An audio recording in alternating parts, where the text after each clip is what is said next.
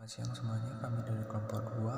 Di sini kami akan mempresentasikan hasil tugas kelompok kami yang berjudul atau bertemakan tentang siklus akuntansi perhotelan. Sebelum kita memulai presentasi, di sini saya ingin memperkenalkan beberapa anggota kelompok kami. Yang pertama itu Bunga Valentine, yang kedua Kadek Kumara Putra, yang ketiga Madik Kana Surya Erlangga, yang keempat Lumas Karayu, yang kelima Mustiari Darmini, dan yang keenam saya sendiri Reza Pramanadipa, dan yang terakhir Riki Ananta. Ini saya akan membahas tentang pengertian siklus akuntansi perhotelan. Siklus akuntansi perhotelan adalah bentuk pelaporan semua jurnal transaksi accounting hotel harian ataupun periode tertentu. Di sini juga akan dibahas sedikit terkait jurnal akuntansi pariwisata dan perhotelan. Sistem akuntansi perhotelan dimaksud dan ditunjukkan sebagai bahan bimbingan dan penyusunan penyajian data keuangan dan sebagai panduan yang mencakup dasar-dasar akuntansi keuangan seperti pada sistem akuntansi pada umumnya. Sistem akuntansi perhotelan juga sebagai alat yang menyediakan sarana yang lebih akurat dan mudah untuk dimengerti dalam menganalisa sistem keuangan oleh manajemen hotel, yang bertujuan sebagai bahan dasar pengembangan kebijakan hotel di masa yang akan datang. Siklus akuntansi atau accounting cycle pada usaha perhotelan secara garis besar sama dengan akuntansi pada jenis usaha lainnya. Siklus akuntansi diawali dengan pencatatan transaksi dan berakhir dengan post-closing balance.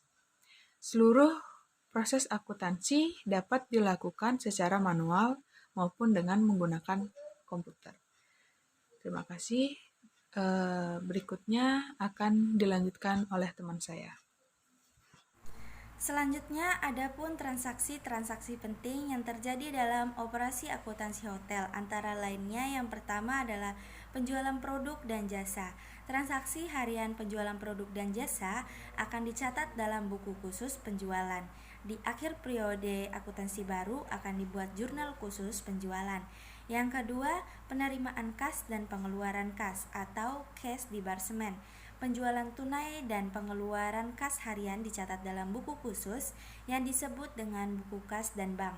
Setelah dilakukan rekonsiliasi kas dan bank, di akhir periode dibuat jurnal khusus penerimaan dan pengeluaran kas. Yang ketiga, pembelian produk dan jasa.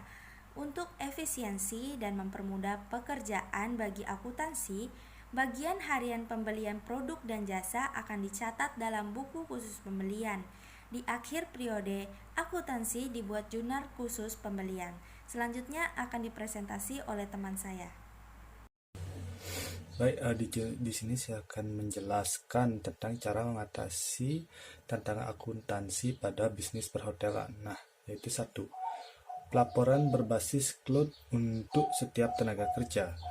Tidak seperti beberapa bisnis yang mungkin hanya memiliki beberapa karyawan hotel berkisaran dari staf yang menghadap tamu di meja depan restoran hotel, staf, dan masih banyak lagi. Satu hal yang dapat memiliki karyawan paruh waktu, penuh waktu, dan freelance. Nah, pengelola pengajian adalah tantangan yang pas, sehingga penting bagi pelaku bisnis perhotelan yang memiliki cara memantau biaya tenaga kerja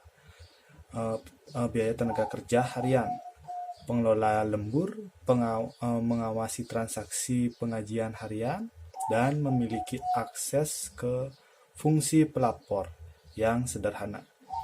Mengadopsi sistem pelaporan berbasis cloud dapat menawarkan pemantauan dan pengelolaan tenaga kerja yang baik secara cepat dan mengelola manajemen pendapatan, juga mengelola transaksi secara real time. Cara mengatasi tantangan akuntansi pada bisnis perhotelan.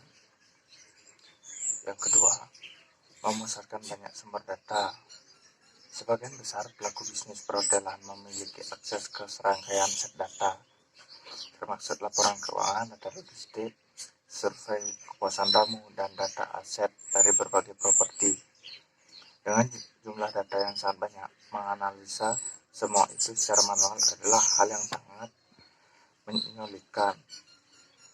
Para pelaku bisnis perhotelan mungkin akan menghabiskan banyak waktu untuk menguraikan data menjadi sebuah laporan matang untuk membuat keputusan dalam pengembangan bisnis. Untuk itu, Anda bisa menggunakan software analisa bisnis yang dapat menunjukkan di mana efisiensi yang dapat ditingkatkan dan cara terbaik mengurangi pengeluaran. Mengadopsi platform manajemen operasi yang memungkinkan pelaku bisnis perhotelan untuk mengimpor data ke dalam satu dashboard terpusat, menggabungkan data akuntansi dan kinerja yang penting untuk membantu pelaku bisnis perhotelan dan mengidentifikasi tren dan membuat keputusan yang lebih tepat. 3. Tim akuntansi cadangan. Hotel hidup atau mati dipasang surut dan fluktuasi bisnis mereka. Tim akuntansi internal secara teratur dipengaruhi oleh berbagai hal yang dapat diperkirakan seperti musim, hari besar, dan event tertentu. Tetapi juga kejadian tak terduga seperti bencana alam. Para pelaku bisnis perhotelan harus mengharapkan yang terbaik tetapi bersiap untuk yang terburuk dan memiliki tim akuntansi cadangan siap untuk melanjutkan operasi jika terjadi bencana. Apakah kebutuhan jangka pendek atau memerlukan rencana yang lebih panjang? Akuntansi eksternal khusus hotel dapat mengingatkan proses akuntansi lebih baik sesuai standar yang dibutuhkan dan menyelesaikan pekerjaan dengan cepat. Saya akan melanjutkan presentasi dari teman saya. Jadi kesimpulannya, globalisasi dan perkembangan teknologi informasi telah menyebabkan perubahan drastis dalam industri perjalanan. Karena industri perhotelan memiliki seperangkat kebutuhan yang sangat spesifik, sangat penting bagi pelaku bisnis hotel untuk memiliki alat yang tepat untuk mengidentifikasi tentang hari ini. Industri perjalanan global tidak menunjukkan tanda-tanda melambat dalam waktu dekat, jadi hotel harus menyambungkan teknologi canggih untuk mendampingkan observasi, mengoptimalkan manajemen tenaga kerja, dan mengakses data penting sambil mempersiapkan acara yang tak